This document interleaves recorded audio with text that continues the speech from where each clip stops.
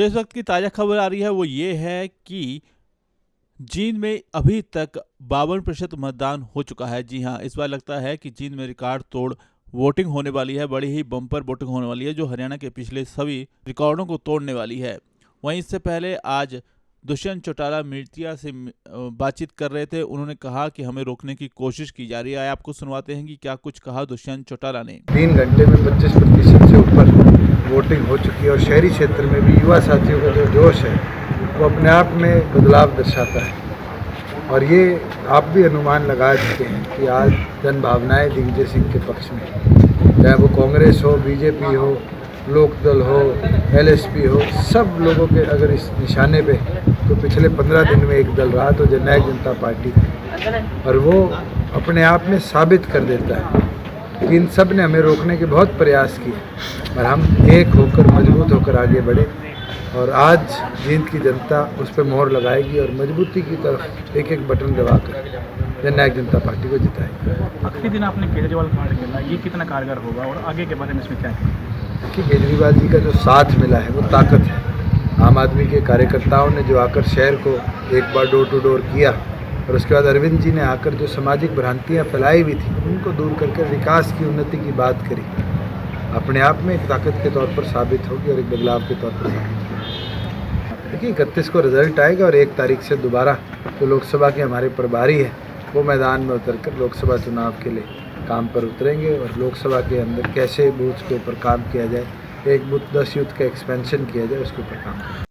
वहीं इसी बीच अकाली दल के पूर्व मंत्री का बयान आया है कि वे आगामी विधानसभाओं को देखते हुए हरियाणा में चुनाव लड़ सकते हैं और इसके लिए वे बीजेपी को प्राथमिकता देंगे। अगर भाजपा के साथ उनका सम्मानजनक समझौता नहीं होता है तो उनकी अगली पसंद दुष्यंत चौटाला होंगे। आइए आपको सुनवाते हैं कि क्या कुछ बोले अकाली दल के पूर्व मंत्री। तुम देखोगे हमारा तमिलनाडु में हमारा पार्टी प्रेसिडेंट है, वहाँ भी हमारी जथेबंदी है तमिलनाडु में भी, जहाँ पर तो बहुत कम सिख होंगे। पर जो गठबंधन है हम पहल देंगे भारतीय जनता पार्टी को, उनके साथ हमारी कोशिश होगी समझौता करने के लिए। नहीं, किसी को कोई निर्देश नहीं दिया, जब फैसला होगा हमारी कोर कमेटी में होगा। हमारी कोर कमेटी का मैं मेंबर हूं, अभी कोई फैसला वहां पर हुआ नहीं। ना सुखबीर बादल जी ने पब्लिक तौर पे कहा कि हम जे के साथ समझौता करेंगे। हमने क्या, आप तो मुख्यमंत्री, हमारा तो बढ़ना नहीं, मुख्यमंत्री तो जो जिसके साथ हम गठबंधन करेंगे उनका ही बढ़ना है, तो फिर उनको भी फायदा होगा। सो हमारी पहली कोशिश होगी भारतीय जनता पार्टी को। उसके बाद जो नहीं हो सम्मानजनक समझौता करेगी तो फिर जो दुष्यंत जी हैं उनके साथ हम विचार करेंगे।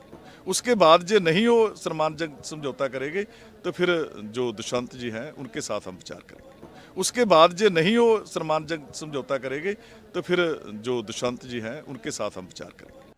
तो वहीं हरियाणा के मुख्यमंत्री ने कहा है कि लगता है कि जो जींद की जनता का मन है वो भाजपा की ओर से है। आइए हम आपको सुनवाते हैं कि क्या कुछ कह रहे हैं हरियाणा के मुख्यमंत्री मनोहर लाल। देखिए, जींद के लोग एक सार्थक ढंग से चीज़ों को आगे बढ़ा रहे हैं। पोलिंग का लगभग 4 घंटे से ऊपर हो चुके हैं, 4.5 घंटे हो गए हैं और अच्छी पोलिंग चल रही है। फिर भी जो लोग अभी पोलिंग के लिए नहीं निकले हैं उनको सबको मैं आग्रह करूंगा कि अधिक से अधिक संख्या में पोलिंग। सर, कंपटीशन देख रहे हैं किसी से? देखिए, अब चूँकि मतदाता का जब मन मूड होता है और वो मन मूड हम समझ चुके हैं कि मुझे ऐसा लगता है भारतीय जनता पार्टी की तरफ है और भारतीय जनता पार्टी किसी को निकलेगी और जब रिजल्ट 3 दिन बाद आएगा सारा। मुख्यमंत्री जी कहीं तो कांग्रेस खराब होने की भी बात आई है, मशीनें खराब होने की सुबह से। नहीं, कोई मशीन का खराब का विषय नहीं है। ये तो कांग्रेस की सोची समझी एक उक्ति है। जहाँ वो हार रहे होते हैं वहाँ तो जरूर कहते हैं, वो तो कहीं कहीं जीत रहे होते हैं वहाँ भी कह देते हैं। इसलिए उनका एक फ्रेज बन गया है, ईवीएम खराब है, ईवीएम खराब है। आखिर देश में, दुनिया में बहुत जगह पर ईवीएम चल रही हैं और ईवीएम के रिजल्ट के आधार के ऊपर ही सरकारें आ रही हैं। उसमें पिछले समय उनकी भी अपनी सरकार आई है, कांग्रेस की भी, तो ईवीएम के माध्यम से आई है। अगर ईवीएम खराब होती तो उनकी सरकार क्यों आती? जेजेपी दावा कर रही है जी जीत का। नहीं, जीत भारतीय जनता पार्टी। तो वहीं भाजपा प्रत्याशी कृष्ण मिड्डा ने भी कहा है कि वो इस सीट को जीत जाएंगे और इसे मुख्यमंत्री की झोली में डाल देंगे और माननीय मुख्यमंत्री की झोली में ये सीट डालने का काम करेंगे। किन मुद्दों के साथ जींद आज वोटिंग करेगा?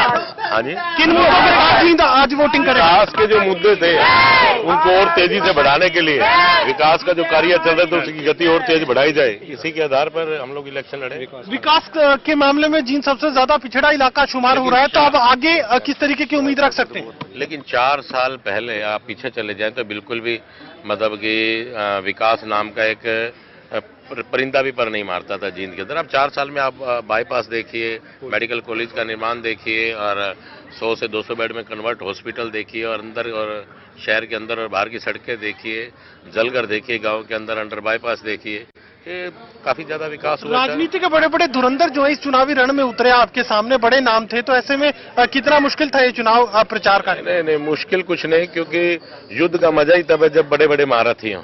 ये तो युद्ध का मजा ही क्या है। ये बड़े बड़े महारथी अपने परफॉर्मेंस को लेकर ये कह रहे हैं कि बीजेपी अपनी मशीनरी का गलत इस्तेमाल कर रही है और जो है चुनाव प्रचार की सामग्री पोलिंग बूथ के बाहर डालने को लेकर भी एक शिकायत दर्ज करवाई गई है। देखिए, कहना बनता है, वो ये नहीं कहेंगे तो फिर कहेंगे भी क्या? कुछ तो लोग कहेंगे, लोगों का काम है कहना। वहीं जब कुछ मतदान केंद्रों का दौरा करने पहुंचे कृष्ण मुड्डा तो उन्होंने आरोप लगाया कि मतदान की स्पीड कम की जा रही है, कुछ पोलिंग स्टेशनों पर ये जानबूझ के किया जा रहा है। इनमें उन्होंने आरोप लगाया कि कुछ जो पोलिंग बूथ पर जो कर्मचारी हैं वो मिले हुए हैं अन्य पार्टियों से। जायजा लेने आए यहाँ से, मैं करीबन 10 सवा 10 बजे वोट पोल करने आए थे। मैंने तब भी इनको कहा था ऑफिसर को कि आप पोलिंग को बढ़ाइए, लोग बाहर खड़े, ये लोग इतनी स्लो पोलिंग करवा रहे हैं जिसका कोई हल ही नहीं है। ये सब अपने सिस्टम से मिले हुए हैं और इसलिए जानबूझकर पोलिंग लेट करवा रहे हैं।